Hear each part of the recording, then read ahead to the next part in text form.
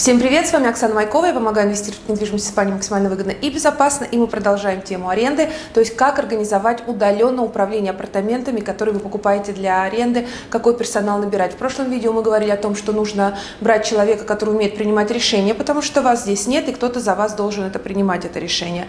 И сегодня вот у нас еще один апартамент, это студия, вы ее видели раньше, то есть где мы сделали полный капитальный ремонт, она очень хорошо работает, хорошо заселяется. Мы нашли потрясающего человека, ответственного, и долгое время, вот фактически месяца 3, да, не было никаких вопросов к апартаментам.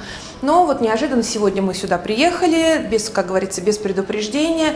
И что я вам могу сказать? Балкон в ужасном состоянии, да, то есть это вот Катя поснимала, сейчас вставит вам кусочки, балконы, вытяжка, то есть есть мелочи, я всегда говорю так, позаботьтесь о мелочах, большие вещи позаботятся о себе сами, и вот здесь как раз вот эти мелочи, которые портят общую картину, то есть если я вижу, допустим, грязную вытяжку, да, вот с таким слоем пыли, грязи, если балкон по кромке не вымыт, если перила не на что опереться, потому что они совершенно грязные, и мы позвонили, человек сказал, что ой, все надуло, утром все было хорошо. Но в результате видите, что получается. Поэтому какой мы делаем вывод? Все-таки менять персонал придется постоянно.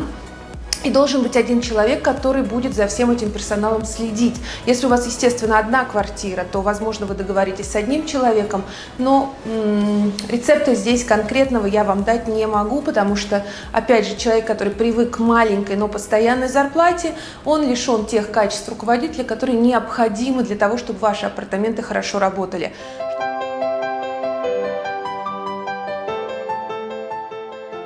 Мне прям неудачные какие-то 2 дня. Смотрите, доверяешь людям, когда ты человеку звонишь, спрашиваешь, он говорит, все в порядке, все хорошо. То есть, мы склонны же людям доверять. И вот неожиданно ты приезжаешь, то есть, когда не предупреждаешь, а просто приезжаешь. И вот вам, пожалуйста, результат. Вот сейчас люди приедут через пару минут. Смотрите, что, видите? И это никому не надо, вообще никому. Ни вашим управляющим, ни людям, которые у вас убираются. То есть это нужно только тому, кому это нужно. И вот когда спрашивают, как найти человека, которому будет это нужно, вот какой тут дать рецепт? И могу вас уверить, сколько бы вы людям не платили, все равно будет вот такая история. Просто контроль, наверное, жесткий контроль и постоянная смена персонала. Так что вот такая история.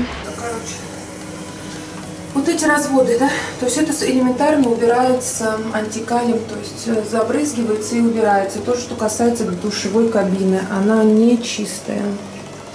То есть она не в идеальном, не скрипучем состоянии. То есть вот что приводит вашу новую квартиру после ремонта к полустарому, полуразрушенному состоянию, вы начинаете удивляться, почему вам ставят 3 за отзывы. Но как только ты это человеку говоришь, он очень сильно обижается и говорит, я больше не буду работать, то есть воспринимает как лично. Потому что вот такой вот кошмар, я сейчас смотрю на вытяжку, я в шоке, просто в легком. Никого не волнует.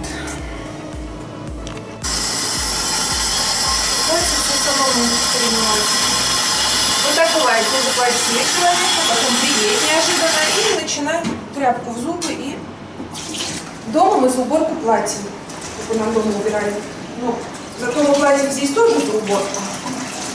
У нас заняться нечем, фитнес по утрам. Это неожиданно мы приехали. Смотрите, вот по поводу того, что надуло за вечер. Здесь вообще никто ничего не умеет.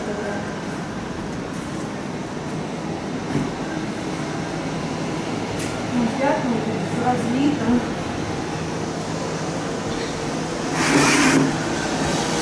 Мучаемся с кондиционером, вот о чем я говорила.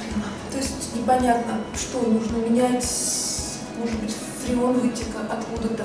Но самое страшное, что не работает машина, которая на балконе, которая должна гнать воздух. То есть сам он, по идее, работает, а вот это вот что-то случилось, какая-то связь с этой машиной внешней. Она дает вот такой вот результат.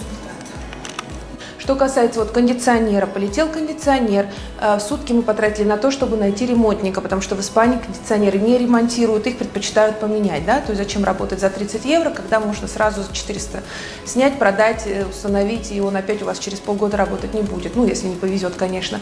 Так вот, искали ремонтника, нашли человека, который, ну, то есть пришел, да, ваш сотрудник, сказал, что все работает, вы просто неправильно его включили. Ну вот сейчас мы тут вот находимся, сколько уже, 20 минут, ждем, чтобы этот кондиционер немного охладил эту маленькую студию. А ремонтника мы уже отменили, конечно, разочаровав итого. Ну, в общем, сделали заказ, в результате от заказа отказались. Кондиционер как не работал, так в принципе и не работает, его в любом случае нужно чинить. И сейчас вся история начнется заново. То есть люди, человек, которому вы платите мало, да, не потому что вы экономите, а потому что его труд столько стоит. Потому что на определенную работу есть свои расценки. То есть не ждите, что он будет вам делать работу, которая стоит намного дороже. Вот что я хочу сказать, может быть, немного запутанно и непонятно, но тему мы будем развивать, поэтому смотрите наши видео, пишите в комментариях, что вы думаете по этому поводу, какого бы идеального управляющего вы бы хотели и сколько ему за это нужно платить, потому что это извечный философский вопрос. Допустим, с этой студии мои комиссионные составляют 11 евро, то есть доехать, припарковаться, заплатить за парковку, подняться, то есть, ну, а все остальное уже, как говорится, добровольно. Но мы берем на себя определенные обязательства, и мы должны их выполнять. То есть, опять же, какими качествами должен обладать человек, который будет с вами работать? Ну, я думаю, вы мою идею поняли, но если не поняли, разовьем ее в следующем видео. С вами была Оксана Майкова, смотрите нас на канале, подписывайтесь, ставьте лайки, пишите комментарии, мы работаем для вас. И, естественно, только ваши вопросы и ваши комментарии дают почву для следующих видео. С вами была Оксана Майкова, пока-пока. Спасибо огромное, что досмотрели это видео до конца. Ставьте лайки, подписывайтесь на канал и оставляйте под этим видео комментарий. Если нужна какая-то дополнительная информация, вся она есть под этим видео в описании. С вами была Оксана Майкова. Пока-пока. Увидимся в следующем видео.